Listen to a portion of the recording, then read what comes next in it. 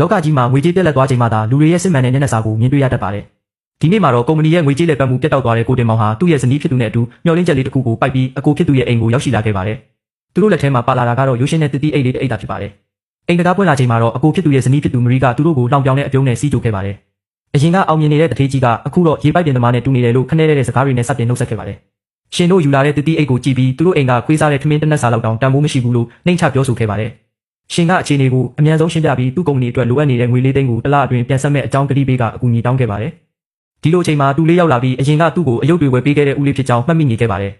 ဒါပေမဲ့ကလေးလေးရဲ့ပါဇက်ကနေထွက်လာတဲ့စကားတွေကတော့ဆင်းရဲတဲ့ဆွေမျိုးတွေဆိုတာကတ်တွေတက်ပြီးခွာချလို့မရဘူးဆိုတဲ့လူကြီးတွေရဲ့အပြောကိုပြန်လည်ရွတ်ပြနေခြင်းပါပဲဒီစကားတွေကရှင်တို့ဇနီးမောင်နှံအတွက်မျက်နှာကိုဖျက်ရိုက်လိုက်လို့နာကျင်စေခဲ့ပါတယ်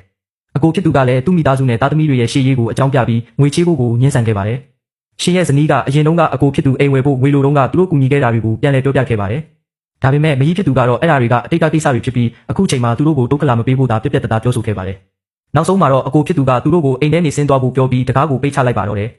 မိသားစုရဲ့ရက်စက်မှုကိုခန်းစားလိုက်ရပြီးနောက်ရှင်တို့ဟာနောက်ထပ်မျှော်လင့်ချက်တစ်ခုဖြစ်တဲ့တပည့်ဟောင်းအာဟန်စီကိုဆက်လက်ထွက်ခွာလာခဲ့ပါတယ်အာဟန်ဟာအရင်ကရှင်ရဲ့ကျေးဇူးကြောင့်ကြီးပွားလာခဲ့သူဖြစ်ပေမဲ့အခုချိန်မှာတော့အစင်းမြင့်ရုံးခန်းကြီးထဲမှာမောက်မာစွာထိုင်နေခဲ့ပါတယ်ကိုတင်မောင်ကငွေလေးသိန်းအကူအညီတောင်းချိန်မှာတော့အာဟန်ကဟာတိုက်ရင်မဟုတ်ခဲ့ပါတယ်သူ့အတွက်ဒီငွေပမာဏဟာအသေးမွှားလေးဖြစ်ပေမဲ့ကြာရှုံးနေတဲ့လူတစ်ယောက်ကိုတော့ရေစုံမျောခံပြီးမကူညီနိုင်ဘူးလို့ညှင်းဆိုခဲ့ပါတယ်ကိုတင်မောင်ရဲ့ဇနီးကအရင်ကအာဟန်အတွက်သူတို့ဘလို့အနစ်နာခံပြီးဖောက်တယ်တွေရှာပေးခဲ့တယ်ဆိုတာကိုဒေါသတကြီးပြန်ပြောပြခဲ့ပါတယ်ဒါပေမဲ့အာဟန်ကတော့ဒီကျေးဇူးတွေကိုအတိမတ်မပြုဘဲသူကိုယ်တိုင်စူးစမ်းလို့ရလာတဲ့အောင်မြင်မှုလို့သာတုံ့ပြန်ခဲ့ပါတယ်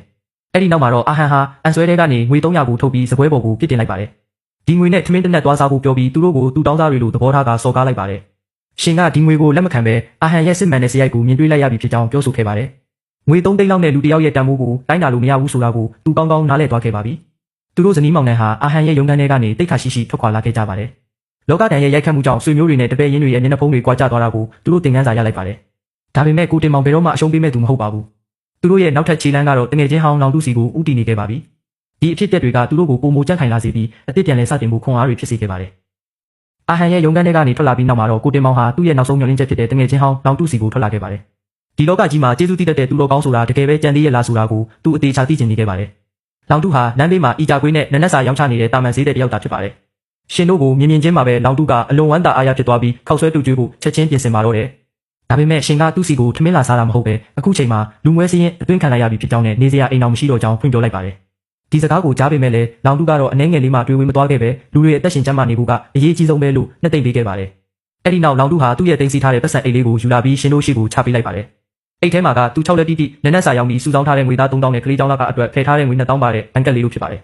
ဒီငွေတွေဟာသူ့မှာရှိတဲ့အရာအလုံးဖြစ်ပြီးရှင်တို့ကိုလိုအပ်တယ်လို့သုံးစွဲဖို့စေတနာဝန်ထမ်းပေးအပ်ခဲ့ပါတယ်